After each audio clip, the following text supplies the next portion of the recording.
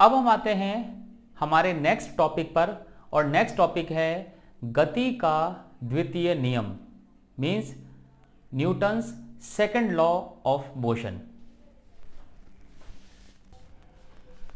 First law में हम जान चुके हैं कि फोर्स क्या होता है और फोर्स का इफेक्ट क्या होता है। हम ये देख चुके हैं कि जब भी किसी ऑब्जेक्ट में वेलोसिटी चेंज होती है तो हम समझ जाते हैं कि वहां पर फोर्स अप्लाई हो रहा है। तो फोर्स हम जान चुके हैं पहले नियम से। दूसरा नियम हमें बताता है कि किसी ऑब्जेक्ट पर लगने वाले फोर्स को हम मेजर कैसे करें, हम कैसे नाप सकते हैं कि उस पर कितना फोर्स काम कर रहा है। इस चीज को समझने के लिए पहले हमें ये देखना पड़ेगा कि ऐसे कौन कौन से फैक्टर्स हैं या ऐसी कौन कौन सी चीजें हैं जिन पर फोर्स डिपेंड करता है। सबसे पहले हम बात करते हैं सबसे पहली डेफिनेशन। हम जानते हैं कि जब भी वेग में परिवर्तन होता है यानी वेलोसिटी में चेंज होता है, तब हम कहते हैं कि उस ऑब्जेक्ट पर फोर्स अप्लाई हो रहा है। तो हम कह सकते हैं फोर्स एक चीज पर डिपेंड करता है और वो है वेलोसिटी यानी कि वेग। अब आते हैं दूसरे पॉइंट पर। ऐसी दूसरी कौन सी चीज है जिस पर फोर्स डिपेंड करता है, और इस पॉइंट को समझने के लिए हम एक एक्टिविटी देखते हैं।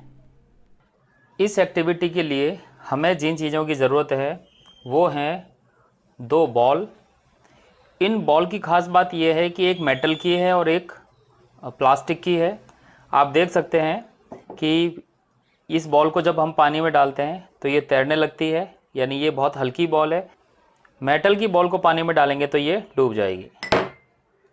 इस तरह से इन 2 बॉल के अलावा हमें जिस चीज़ की ज़रूरत है वो है एक वुडन ब्लॉक, लकड़ी का एक गुटका है, और हमने एक किताब को लेकर एक इंक्लाइन प्लेन बनाया हुआ है जिसको थोड़ा तिरछा किया हुआ है। इस लकड़ी के ब्लॉक को हम इसके सामने रखेंगे और हम दोनों बॉल से एक एक बार ऊपर से बॉल को लुढ़काएंगे और बॉल इस वुडन ब्लॉक से टकराएगी। हम उसका इफेक्ट देखेंगे कि टकराने के बाद क्या फ़र्क पड़ता है। सबसे पहले हम प्लास्टिक की बॉल को यहाँ रखते हैं और ये रोल करते हुए नीचे आएगी और वुडन ब्लॉक से टकराएगी। एक बार फिर से करते हैं। हम देखते हैं कि वुडन ब्लॉक से ये बॉल टकराई और टकरा के बॉल ही पीछे की तरफ आ जाती है। अब यही काम मेटल बॉल से करते हैं। एक बार फिर से करके देखते हैं। हम देखते हैं कि मेटल बॉल का फोर्स इतना ज़्यादा होता है कि वुडन ब्लॉक जो है यानी लकड़ी का गुटका वो गिर जाता है। हम यहाँ से देखते हैं कि इन दोनों की डिस्टेंस सेम है, यानी यहाँ पर जब नीचे पहुँचेंगे तो दोनों सेम स्पीड से पहुँचे, लेकिन स्पीड सेम होने के बाद भी इन दोनों का वुडन ब्लॉक पर जो असर हुआ यानी लकड़ी के गुटके पर जो इनका असर हुआ वो असर अलग अलग है। हमने देखा जो भारी बॉल है, जो हैवी है, मेटल की बनी हुई, उसका फोर्स ज़्यादा था और जो प्लास्टिक की बनी हुई है उसका फोर्स कम है। तो हम यहाँ कह सकते हैं कि फोर्स मास पर भी डिपेंड करता है। इस एक्टिविटी में हमने देखा कि जब 2 बॉल को हम एक इंक्लाइन प्लेन पर लुढ़काते हैं, जिस तरह से एक्टिविटी में दिखाई दे रहा है, तो हम देखते हैं कि जो भारी बॉल है उसका इफेक्ट ज़्यादा है और जो हल्की बॉल है उसका इफेक्ट कम है। उस वुडन ब्लॉक की जगह अगर हम होते तो हमें ये फील होता कि उस भारी बॉल ने हमें ज़्यादा चोट पहुंचाई है। कहने का मतलब ये है जिस ऑब्जेक्ट का मास ज़्यादा होगा वो ज़्यादा फोर्स लगा रहा है और जिस ऑब्जेक्ट का मास कम होगा वो कम फोर्स लगा रहे हैं। इंक्लाइन प्लेन में जब ये एक्सपेरिमेंट किया गया तो हम जानते हैं दोनों सेम हाइट से लुढ़क के आने की वजह से दोनों की वेलोसिटी सेम है, इसलिए वेलोसिटी वाले फैक्टर पर यहाँ बात करनी बेकार है, लेकिन मास दोनों का अलग अलग है। तो हम कह सकते हैं फोर्स जिस दूसरी चीज पर डिपेंड करता है उसका नाम है मास यानी कि द्रव्यमान। तीसरी चीज पर आने से पहले हम ये समझ चुके हैं कि फोर्स का जो फॉर्मूला आने वाला है उस फॉर्मूले में वेलोसिटी आएगी, मास आएगा और एक क्वांटिटी और आएगी। लेकिन यहाँ हम चीज़ों को थोड़ा और आसान करने के लिए एक नई चीज़ डिफाइन करते हैं और उस नई चीज़ का नाम है संवेग। इंग्लिश में बोलते हैं मोमेंटम। और वो अलग कुछ नहीं है, वो वास्तव में मास और वेलोसिटी का मल्टीप्लिकेशन है। यहां पर हमने लिखा है संवेग, it is the product of mass and velocity. जैसा कि हमने कहा था, ये द्रव्यमान और वेग का गुणनफल है। जब ये प्रोडक्ट है तो मास और वेलोसिटी को मल्टीप्लाई करेंगे तो आएगा मोमेंटम। यहां मोमेंटम को हमने p से रिप्रेजेंट किया है। तो ये मोमेंटम हम सिर्फ इसलिए डिफाइन कर रहे हैं कि जब फोर्स का फॉर्मूला हम बनाएंगे उसमें तीन तीन क्वांटिटी हम नहीं लिखेंगे, मास, वेलोसिटी और तीसरी क्वांटिटी हम नहीं लिखेंगे। हम मास और वेलोसिटी की जगह डायरेक्ट p लिखेंगे, यानी कि मोमेंटम। हम इस फॉर्मूले से देख सकते हैं इसका यूनिट सिस्टम क्या होगा। मोमेंटम की ऐसा यूनिट होगी, मास की यूनिट होती है किलोग्राम, वेलोसिटी की यूनिट होती है मीटर पर सेकंड, तो मोमेंटम की यूनिट होगी किलोग्राम मीटर अपॉन सेकंड। यहां पे हमने लिखा है ऐसा unit of momentum is kilogram metre upon second, और संवेग का ऐसा ही मात्रक होता है किलोग्राम मीटर अपॉन सेकंड।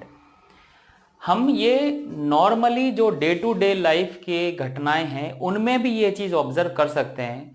हमने ये बहुत बार सुना होगा किसी एक्सीडेंट की खबर में कि एक बहुत तेज चलने वाले व्हीकल से कोई एक्सीडेंट हुआ, तो ये बात बिल्कुल समझ में आती है कि तेज स्पीड की वजह से बहुत ज़बरदस्त नुकसान होता है, क्योंकि वहाँ बहुत ज़्यादा फोर्स इन्वॉल्व होता है। लेकिन अगर इस तरह की कोई इंफॉर्मेशन हमें मिलती है कि एक 50 किलोमीटर की स्पीड से चलने वाली मक्खी ने टक्कर मार दी और बहुत नुकसान हो गया, तो हमें विश्वास नहीं होता।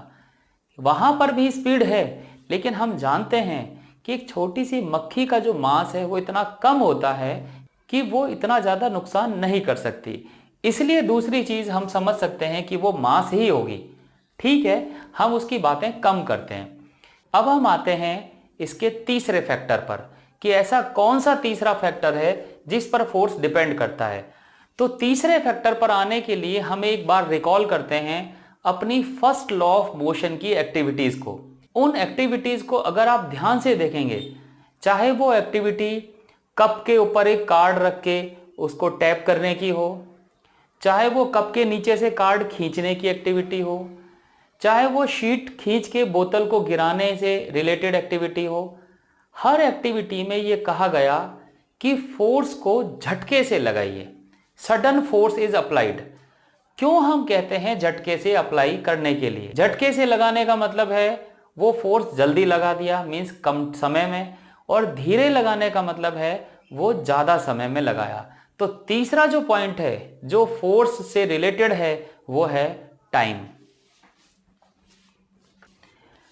तो हम कह सकते हैं फोर्स को मेजर करने के लिए, यानी फोर्स को नापने के लिए हमें तीन चीजों की जरूरत है।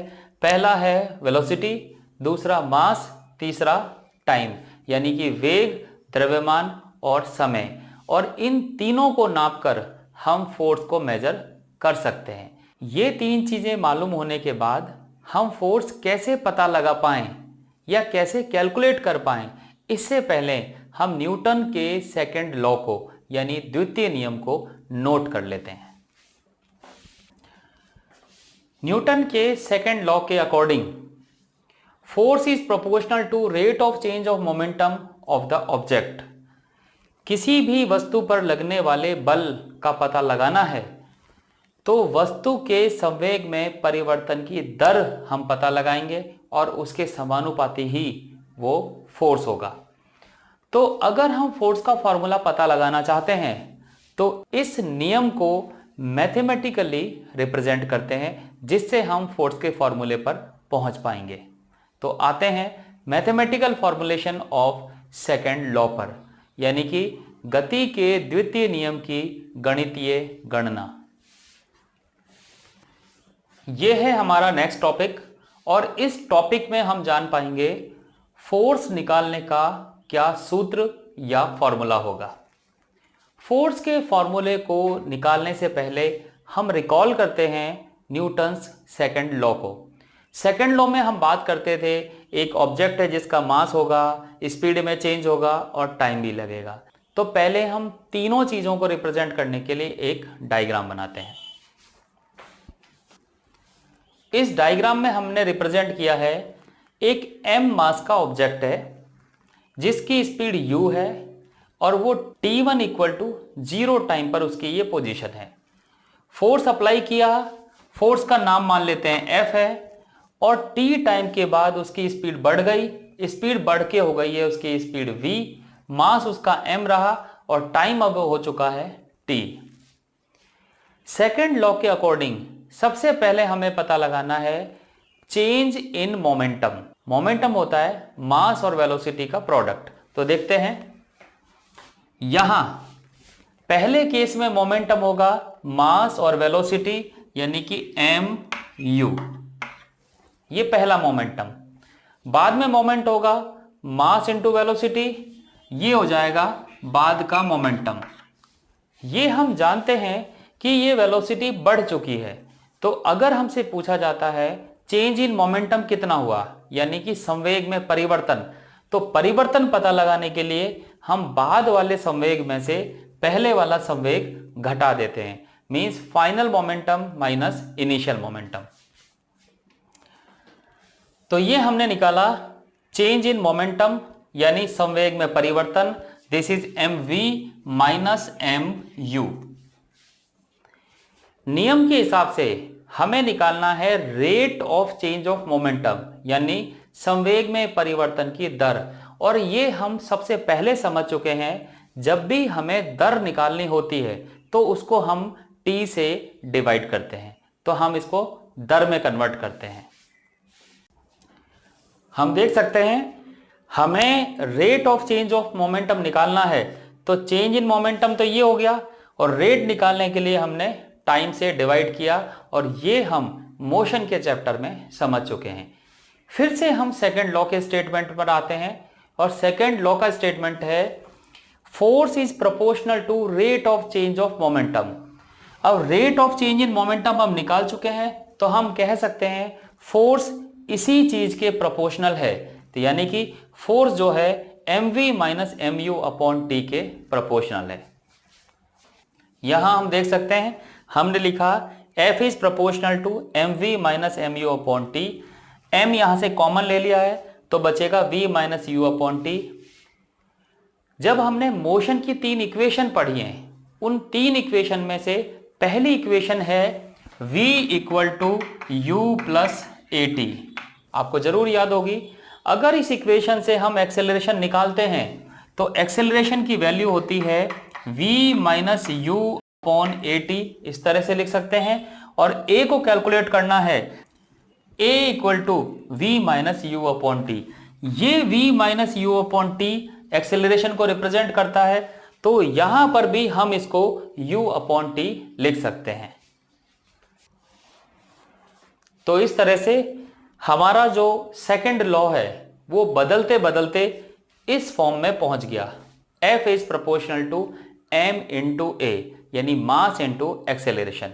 ये हम जानते हैं जब भी कहीं ये प्रोपोर्शनलिटी साइन हटता है तो वहां पर एक कांस्टेंट आता है, यानी कि समानुपाती वाला निशान जब हटाते हैं और उसको इक्वल साइन में लाते हैं तो वहां एक कांस्टेंट आता है, और उस कांस्टेंट को हम रख लेते हैं k।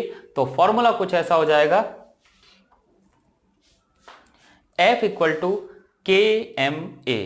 इसको इस्तेमाल करते समय जब भी अगर हम SI सिस्टम यूज करते हैं, SI सिस्टम का मतलब है मास किलोग्राम में, लेंथ मीटर में, टाइम सेकंड में, तो उस समय इस कांस्टेंट की वैल्यू 1 हो जाती है और फॉर्मूला हो जाता है F इक्वल टू MA। हमने लिखा है SI सिस्टम का यूज करेंगे तो k को 1 कर देंगे और फॉर्मूला हो जाएगा F इक्वल टू MA। अब ये फॉर्मूला बहुत आसान रूप में आ गया है। अगर किसी ऑब्जेक्ट का सिर्फ हमें मास पता है और उसका एक्सेलरेशन पता है तो हम उसका फोर्स निकाल सकते हैं, और F equal to MA formula बाकी सभी जगह ये हमारे काम में आता है। अब हम बात करते हैं फोर्स की यूनिट यहां पर देख सकते हैं, मास की यूनिट होगी किलोग्राम, एक्सेलरेशन की यूनिट होगी मीटर पर सेकंड स्क्वायर, तो फोर्स की यूनिट होगी kilogram metre upon second square. Force का ये कॉन्सेप्ट न्यूटन नाम के साइंटिस्ट ने बताया था, इसलिए उन्हीं के नाम पर हम इस यूनिट को न्यूटन भी बोलते हैं। तो इस तरह से ये कॉन्सेप्ट है फोर्स का। एन जहां लिखा है वो न्यूटन को रिप्रेजेंट करता है और फोर्स का फॉर्मूला आ गया है F इक्वल टू ma। तो इस तरह से हम देख सकते हैं हम फोर्स कैलकुलेट भी कर सकते हैं। जहां फर्स्ट लॉ हमें फोर्स की डेफिनेशन बताता है, सेकंड लॉ हमें फोर्स को नापने का तरीका बताता है। अब हम देखते हैं सेकंड लॉ से रिलेटेड एक्टिविटी और इस फॉर्मूले और इस नियम को एक बार समझने की कोशिश करेंगे और उसके बाद हम इनके न्यूमेरिकल्स पर आएंगे। यहाँ हम देखते हैं कि एक क्रिकेट खिलाड़ी ने कैच पकड़ा। कैच पकड़ने की पोजीशन कुछ इस तरह से है कि बॉल को पकड़ने के बाद अपने हाथों को पीछे की तरफ किया। जहाँ बॉल पकड़ी वहाँ पर स्टार्ट पॉइंट है और जहाँ बॉल रुकी वो एक एंड पॉइंट है। हमें देखना यह है कि इस तरह के एक्शन से फोर्स पर क्या फ़र्क पड़ता है। फोर्स के इफ़ेक्ट को देखने के लिए हम यहाँ मानते हैं कि इस बॉल का जो मास है यानी बॉल का द्रव्यमान वो 150 ग्राम है और हमने इसको किलोग्राम में भी चेंज किया हुआ है, दैट इज़ 0.15 किलोग्राम। जब बॉल इस प्लेयर के पास आती है तो सबसे पहले स्टार्ट पॉइंट आता है जहाँ पर बॉल को पकड़ना स्टार्ट किया और हम यहाँ मान लेते हैं कि यहाँ पर उसकी स्पीड है वो 40 मीटर पर सेकंड है, जैसा कि हमने यहाँ पर मानी हुई है। उसके बाद स्टार्ट पॉइंट से लेकर एंड पॉइंट तक वो खिलाड़ी उस बॉल को अपने हाथ में पकड़कर और अपने हाथों को बॉल की दिशा में ही पीछे की तरफ करने लगता है और फाइनली बॉल को वो रोक देता है, इसलिए फाइनल स्पीड हो जाएगी 0, जैसा कि हमने यहाँ पर लिखा हुआ है 0। अब हमें फोर्स निकालना है और हम जानते हैं force is equal to change in momentum upon time. Hindi में इसे हम बोलेंगे संवेग में परिवर्तन की दर। यहाँ पर जिस टाइम की हम बात कर रहे हैं वो टाइम है स्टार्ट पॉइंट से लेकर एंड पॉइंट तक का टाइम। सबसे पहले हम निकालते हैं चेंज इन मोमेंटम और चेंज इन मोमेंटम होता है दोनों मोमेंटम का डिफरेंस। यहाँ पर हो जाएगा mv माइनस mu। अब देखते हैं मास को जब हम v से मल्टीप्लाई करेंगे तो आ जाएगा ये फाइनल मोमेंटम और जब u से मल्टीप्लाई करेंगे तो इनिशियल मोमेंटम।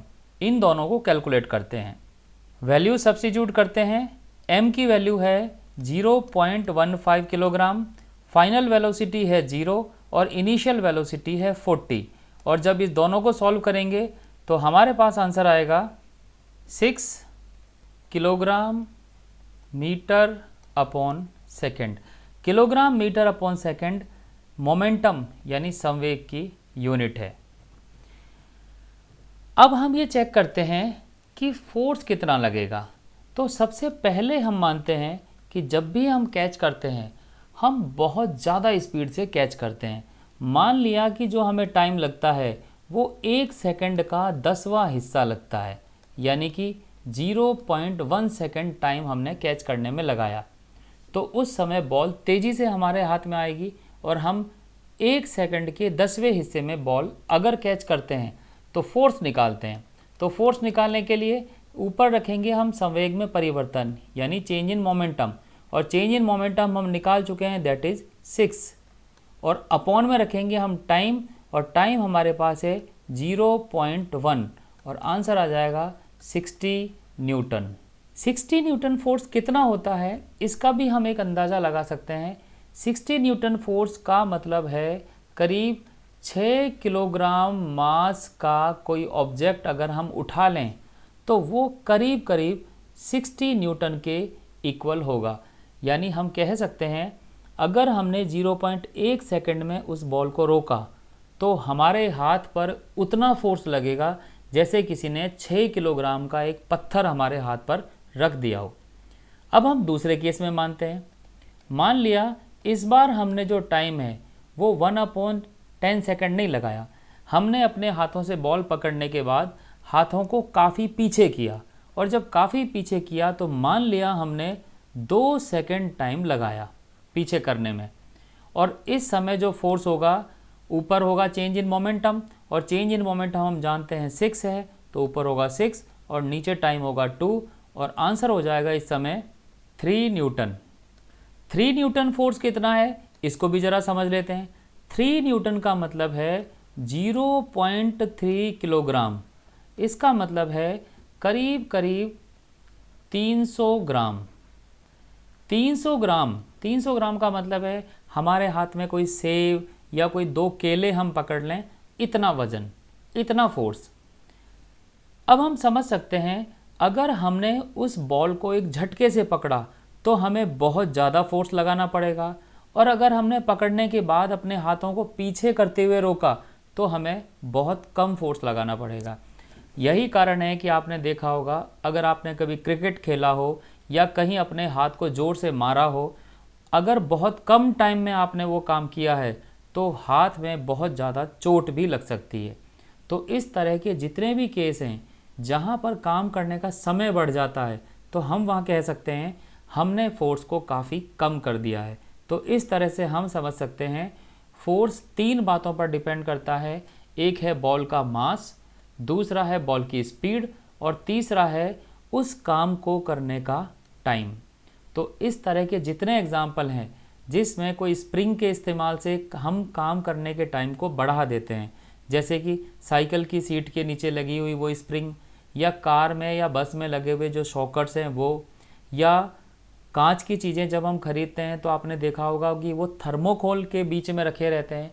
तो इन थर्मोकोल का या स्प्रिंग का काम है जैसे ही झटका लगता है तो झटके लगने का जो टाइम है उस टाइम को ये बढ़ा देते हैं, जिससे फोर्स कम हो जाता है, और इस तरह से वहाँ पर किसी तरह के नुकसान या डैमेज होने की संभावना बहुत कम होती है। तो कैच पकड़ने का सबसे अच्छा तरीका तब है जब हम अपने हाथों से बॉल को पकड़ने के बाद का टाइम बढ़ा दें। टाइम बढ़ा देंगे तो हमें बहुत कम चोट लगेगी और बड़ी आसानी से हम कैच पकड़ सकते हैं।